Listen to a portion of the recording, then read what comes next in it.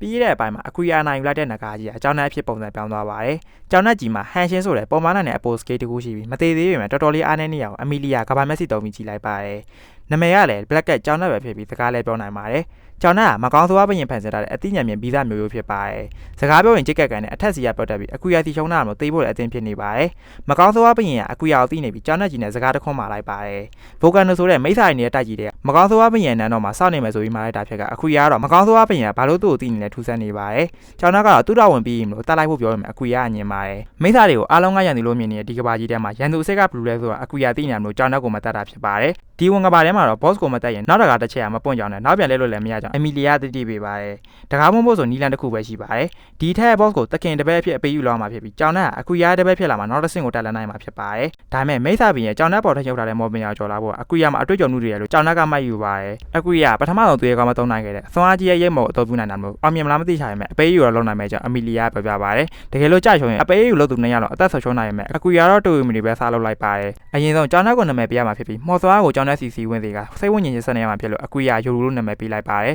။အမီလီယာတော့အကွီယာတစ်ခုခုဖြစ်မှာစိုးရိမ်နေပေမဲ့အကွီယာတော့သူသိချင်းသိမရှိသေးပါဘူးဆိုပြီးယိုရူစီမော်ဆွားကိုစီးဝင်သေးပါတယ်။ချက်ချင်းဆိုလိုပဲအကွီယာစိတ်ဝိညာဉ်ပင်လေရေပင်တနေရာစီရောက်သွားပြီးရုတ်တရက်ပဲပက်စီးနေမျိုးပဲတစ်ခုစီရောက်လာပါတယ်။အဲ့မျိုးကြီးကိုကြောင်းနဲ့ဖက်စီးနေရဖြစ်ပြီးအကွီယာတားစီရမှာဖြစ်ပါတယ်။အဓိကတော့ယိုရူကိုတိုက်ပြီးအနိုင်ယူရမှာဖြစ်ပေမဲ့အကွီယာတိုက်ခိုက်ခြင်းအလင်းမလုပ်ပဲယိုရူလို့သမျှကိုမြတ်တာနဲ့ပဲတုံ့ပြန်ပါတယ်။စီးချင်းတိုက်ပေါ်မှာကြောင်းနဲ့ကိုအနိုင်တိုက်ပြီးတက်လိုက်လို့ရပေမဲ့အကွီယာအသက်ကိုပထမအောင်ထားပဲယိုရူကိုအနိုင်ပေးလိုက်ပါတယ်။မကောင်းဆိုးဝါးဖြစ်နေပေမဲ့ယိုရူရဲ့ဖြူစင်တဲ့အတွေ့အစိတ်ကိုသိနေရမလို့အခုလိုအဆုလိုက်ပြုံလိုက်တဲ့နေရာတွေနောက်မဖြစ်အောင်သူကြည့်ပေမဲ့ဆိုပြီးချင်းချင်းနာတရားချပါတယ်မိစ္ဆာကိုတော့မြတ်တာနဲ့အနိုင်ယူတဲ့အကွီယာအောင်မှာကြောင်နဲ့လည်းကြာချုံပြီးအကွီယာယိုရူရဲ့တခင်သစ်ဖြစ်လာခဲ့ပါတယ်ယိုရူကသူ့တခင်အတွက်ဝင်ကဘာရရင်ထွက်ဖို့မော်ဆော့ဝိုင်ကိုဖန်တီးထားပေမဲ့အကွီယာတော့မပြန်သေးပဲစကားပြောထိုင်နေကြပါတယ်သူရဲကောင်းစုကားစားတို့အုပ်စုကတော့ပထမဆုံးသူရဲကောင်းတည်ခဲ့တဲ့ဇေမတိုဆိုတဲ့မြို့တမြို့စီရောက်နေခဲ့ပြီးစားလာတဲ့ဆိုင်မှာဝင်ထိုင်နေကြပါတယ်သူတို့ရဲ့တာဝန်အတွက်ဆွေးနွေးနေကြပြီးငွေကြေးနဲ့ဒီကဘာကြီးအချက်လက်တွေကိုရှာဖွေပြီးရင်နတ်ဆိုးဘီရင်ကိုတတ်နိုင်ပါကသူတို့အိမ်ပြန်နိုင်မယ်လို့ကောက်ချက်ချတာပါတယ်ဘီရင်ကြီးနဲ့မင်းသမီးကသူတို့ကိုဆင့်ခေါ်တာအောင်လို့ပြန်လဲပို့နိုင်မယ်လို့ယုံကြည်ကနတ်ဆိုးဘီရင်ကိုတက်ပြီးကောင်းကောက်ပြရဲ့အိမ်ရပို့ကိုအပေးယူလို့မှာဖြစ်ပါတယ်အဲဒါကြောင့်ငွေနဲ့အချက်လက်တွေကိုရရင်မိသားပြည်ကိုသွားချင်ကြောင်စုကားစားပြောပေမဲ့ကူစကဲကတော့အကွီယာကိုရင်ရှာတဲ့ညာပြောပြပါတယ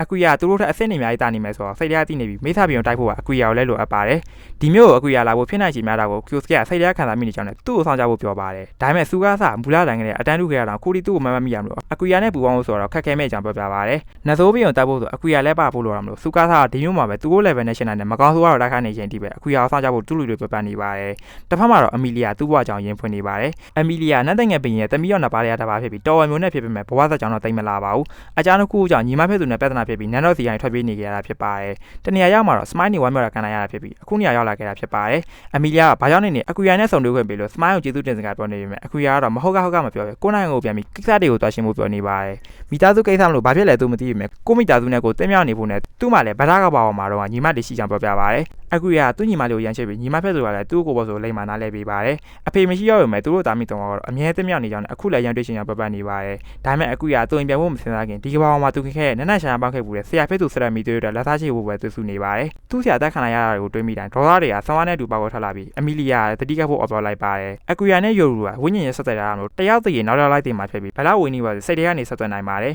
အမီလီယာတော့ယိုရူကိုမလာလို့ကြောင်းတီတိုပြောဆိုနေပါတယ်ယိုရူဖွင့်လာတဲ့မော်ဆော့ဝိုင်းတကအပြာညွန့်ဖြစ်ပြီးတွားချင်းသူရဲ့စိတ်တွေကနေရာကိုပို့ဆောင်ပေးနိုင်တယ်လို့ထန်တာရှိပါတယ်အမီလီယာတော့အကွီယာနဲ့ဆိုဘယ်နေနေလိုက်ဖို့အသိရှိအောင်ပြောနေချင်အကွီယာမူရင်းကဘာနွေထွေးရဲ့သူ့အိမ်လေးကိုစိတ်ထဲတွေးမိလိုက်ပါတယ်ဒါပေမဲ့ဒီကဘာပေါ်မှာလောက်ဆရာကိစ္စလေးရှိတယ်မို့အဲ့တွေးပဲတနေရာကိုရောက်လာခဲ့ပါတယ်သူတို့ရောက်လာတဲ့နေရာမဟာသိပ္ပံရှိတဲ့နတ်တငယ်တွေနဲ့မိတယ်ဖြစ်ပြီးတိုက်ကြီးတိုက်ပါချပြီးရောက်လာခဲ့တာဖြစ်ပါတယ်စိတ်နဲ့ဆိုပြီးတာလာတဲ့နေရာမှာအခွေရသဘောကျနေပေမဲ့အမီလီယာတော့ကြောက်ရွံ့မှုနဲ့ပြင်းနေပါတယ်အဲ့ချိန်မှာအပင်တွေပွားနေများတဲ့စင်ကအမီလီယာစီတိုးဝင်လာပေမဲ့အကွီယာကောက်ွယ်ပေးထားပါတယ်မြားလာတဲ့တစ်ပင်ပေါ်ကနတ်တငယ်တောင်စီအကွီယာရောက်သွားပြီးလှုပ်ရင်လည်းဖက်ပြမယ်ဆိုတာကိုနန်းနဲ့ထောက်ထားပါတယ်အမီလီယာကိုမှန်းနဲ့ပြဖို့ရောက်လာတဲ့သူကတော့နတ်တငယ်တိုင်းပြည်ရဲ့စစ်ရေးတိုင်းနိုင်ငံဘက်ကိုလီယံပဲဖြစ်ပါတယ်အမီလီယာကိုနိုင်ငံဆုပ်ပြတဲ့မှုနဲ့မင်းသမီးတော်မဟုတ်တော့ဘူးပါညာနဲ့အားချောင်းနေပေမဲ့အကွီယာစကားများနဲ့ပဲကိုတတိပါမီအောင်ဆုံးမပေးလိုက်ပါတယ်အဲ့ချိန်လေးအတွင်းမှာပဲနတ်တငယ်စစ်တီကျော်ကအကွီယာတို့၃ဝါကိုဝိုင်းထားပြီးဖြစ်ပြီးနောက်ကနေရောက်လာတဲ့သပင်ဝါအောင်နဲ့ဒီကောင်မလေးကကီလီကာဖြစ်ပါတယ်ကီလီကာအမီလီယာညီမဖြစ်ပြီးသူ့အမကိုအမုန်းကြီးမုန်းနေသူဖြစ်ကညီမပေါ်ထားတဲ့အမုန်းတွေကိုဘေးရအကွီယာတော်ခံစားမိနေပါတယ်ဒါကတော့ My Serious Assassin အပိုင်း၃ဖြစ်ပါတယ်